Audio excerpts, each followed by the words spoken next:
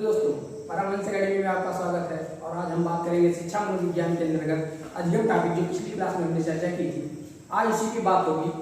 कुछ प्रमुख अधिगम की जो विशेषताएं हैं, डायरेक्टली एग्जाम में पूछ लिया जाता है कि अधिगम की जो ये विशेषताएं हैं, इसमें कौन सही है या गलत है। तो आज इसके बारे में हम चर्चा करेंगे।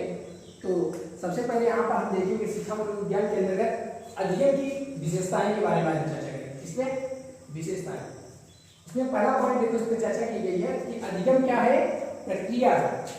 अधिगम क्या है, प्रक्रिया है। हमने पहले ही बताया था कि अधिगम कैसे होता है। अधिगम जो होता है या तो अभ्यास या प्रशिक्षण या अनुभव के द्वारा ही होता है।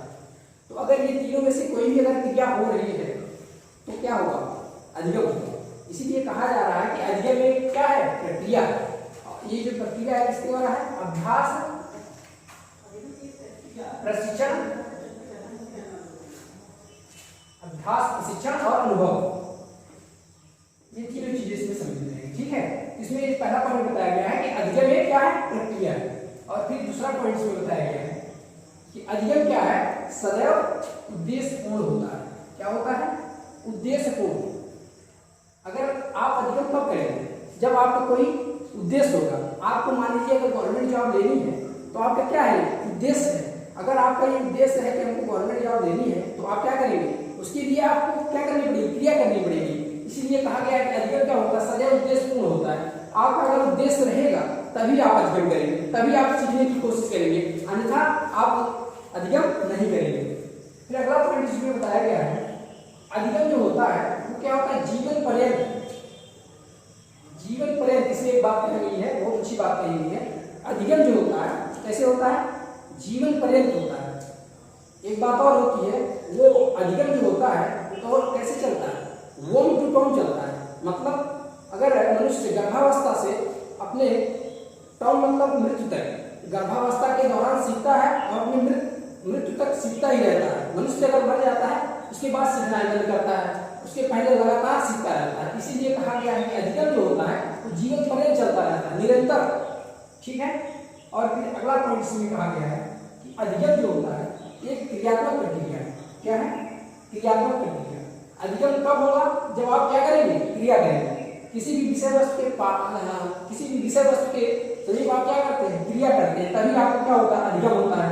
और वो क्रिया क्या करेंगे, किसके प्रति करेंगे, आप या तो आप लक्ष्य के प्रति क्रिया करेंगे, या तो आप आवश्यकता के अनुसार आप क्रिया करेंगे, या तो योग्यता के अनुसार आप क्रिया करेंगे। मान लीजिए आप अधिगम आपको कैसे करना है, जैसे आप अगर आपका कोई लक्ष्य है तो आप उसी के अनुरूप क्या करेंगे, क्रिया करेंगे कि हमको लक्ष्य प्राप्त करना है, हमको गवर्नमेंट में नौकरी लेना है, तो गवर्नमेंट सरकारी, इसीलिए आप क्या करेंगे, वहाँ क्या करेंगे, अधिगम करेंगे। और मान लीजिए आपको आवश्यकता है, जैसे कोई भी बच्चा होता है तो अगर उसे कम जानकारी है तो वो अधिक क्रिया करेगा तो उसको पूरी जानकारी प्राप्त होगी। और मान लीजिए कोई बच्चा जानकार है तो उसे कम टाइम में उसको पता चल जाएगा।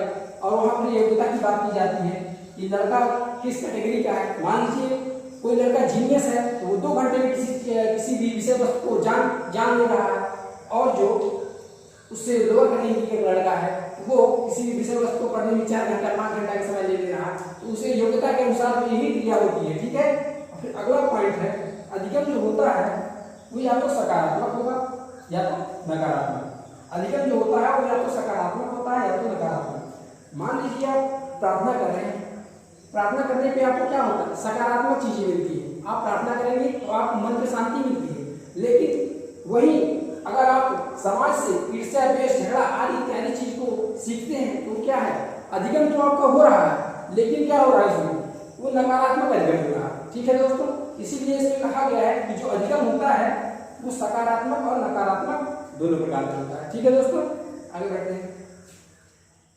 इसमें बताया गया है अधिगम क्या है, एक स्वाभाविक प्रक्रिया है, ये आपके मूल प्रवृत्ति पर आधारित होती है। ठीक है दोस्तों, इसीलिए कहा गया है कि अधिगम क्या है, स्वाभाविक प्रक्रिया है, आदमी के स्वभाव के अनुसार आती है। ठीक है, आपका स्वभाव कैसा है उसी के अनुरूप आप अधिगम करेंगे। ठीक है, और अगला पॉइंट है, अधिगम में कई प्रकार की विधियां सम्मिलित हो सकती है। ठीक है, कोई बच्चा अनुकरण के द्वारा सीख रहा है किसी भी विषय वस्तु को, कोई सूझ के द्वारा सीख रहा है। तो अलग अलग मनुष्य अलग अलग प्रकार से किसी भी विषय वस्तु के प्रति उनका जो नजरिया होता है उसी के अनुसार वो सीखते रहते हैं। ठीक है, और क्या होता है इसमें इन्होंने अधिगम सदैव क्या होता है, नवीन होता है। ठीक है, अधिगम क्या होता है, सदैव नवीन होता है। मान लीजिए यहाँ पे एक उदाहरण दिया गया है, मान लीजिए एक किताब है, ठीक है, आप इस समय पढ़े किताब को, उसके बाद अगर आप 1 महीने बाद उसी किताब को फिर पढ़ेंगे, उसमें से आप कुछ जब पहले पढ़े रहेंगे उसके बाद जब पढ़ेंगे उसमें कुछ आपको एक नई चीजें मिलेंगी देखने को। इसीलिए कहा जाता है जब बार बार किताबें पढ़ी जाती हैं तो हमेशा उसमें कुछ न कुछ नया हमेशा मिलता है। इसीलिए यहाँ पर एक पॉइंट दे दिया गया है कि अधिगम जो होता है वो क्या होता है, सदैव नवीन होता है। ठीक है दोस्तों, अधिगम क्या होता है, सदैव नवीन होता है। फिर अगला पॉइंट इसमें है कि अधिगम व्यवहार में परिवर्तन की प्रक्रिया है।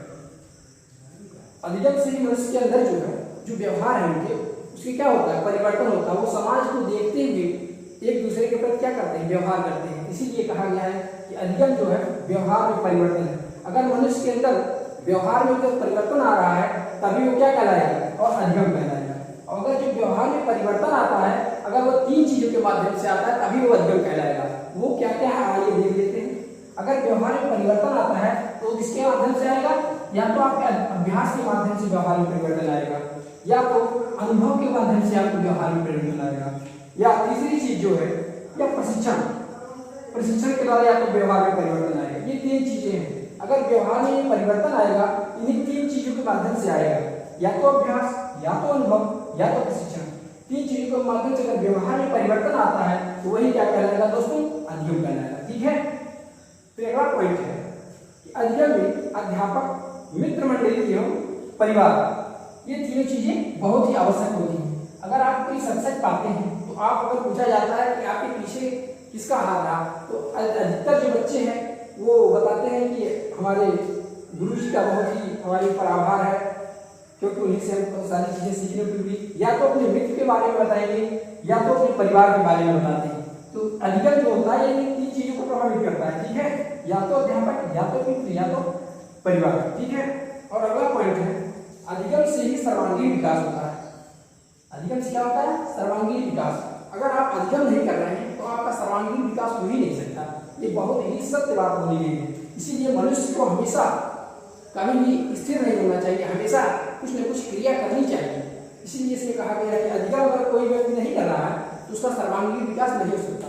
इसलिए सभी मनुष्यों को हमेशा कुछ न कुछ अधिगम हमेशा करना चाहिए। ठीक है दोस्तों, आगे हम बताते हैं अधिगम के वक्र के बारे में। ठीक है।